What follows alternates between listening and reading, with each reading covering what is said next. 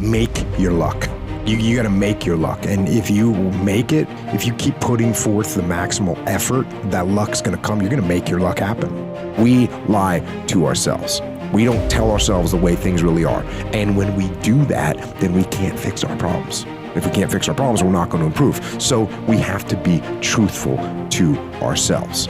I have to be truthful to myself. You have to be truthful to yourself. You have to stop rationalizing, stop making excuses, stop telling yourself little watered down assessments of where you're really at.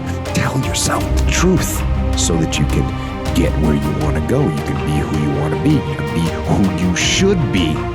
Who you should be when you do what you know you should do, when you pay attention to the little things, when you implement discipline, true and unflinching and unmitigated discipline in your life, when you stop trying to find a sweatless solution, when you look for weaknesses to work on, when you allow no easy excuses. And all that starts when you stop lying to yourself. When you stop lying to yourself, that's when you can become who you know you should be. When you tell yourself the truth about where you are so you can make sure you are in the right place. And if you're not in the right place, then you can get yourself on the path to get there. The path of discipline, the path of hard work, and the path of truth. As a leader, you have to be balanced, right? You have to be balanced. So let's just take humility and ego, because we're looking for people that are humble. But at the same time, you can have someone that's so humble that they lack confidence. That's bad. On the other side of that spectrum, you can have someone that's so confident that they're overconfident, their ego's big, and they don't listen to anyone else. Where do you want to be? You want to be balanced, somewhere in the middle. I talked about the fact that you need to be articulate as a leader. That's great. Can you be a leader that talks so much that people stop listening to you? The other end of the spectrum is you are a leader that doesn't say enough, and now the team doesn't know what direction they're supposed to be going in. So where do you want to be? You want to be somewhere in the middle. You want to be balanced. You're not going to make any excuses. You're not going to blame anyone else. You're going to take ownership of whatever happens. And when something goes wrong, instead of pointing fingers and blaming someone else, you're going to take ownership of that problem. You're going to take ownership of figuring out what the solution to that problem is, and you're going to take ownership of implementing that solution. So that is the number one thing that I'm looking for a leader to do, is to take ownership of the problems. And again, we call that extreme ownership.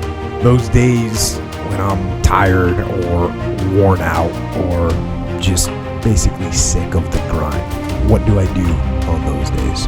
I go anyways. I get it done, even if I'm just going through the motions. I go through the motions. I don't really want to work out. I work out. I really don't want to hammer on a project. I hammer on the project. Don't really want to get up and get out of bed. Yeah, I get up and get out of bed. Now, these could be signals that you need some time off. And those signals might be right. They could be correct. But don't take today off. Not today. Wait until tomorrow. Don't give in to the immediate gratification that is whispering in your ear. Shut that down. Do not listen to that little voice. Instead, go through the motions. Lift the weights. Sprint the hill. Work on the project. Get out of bed.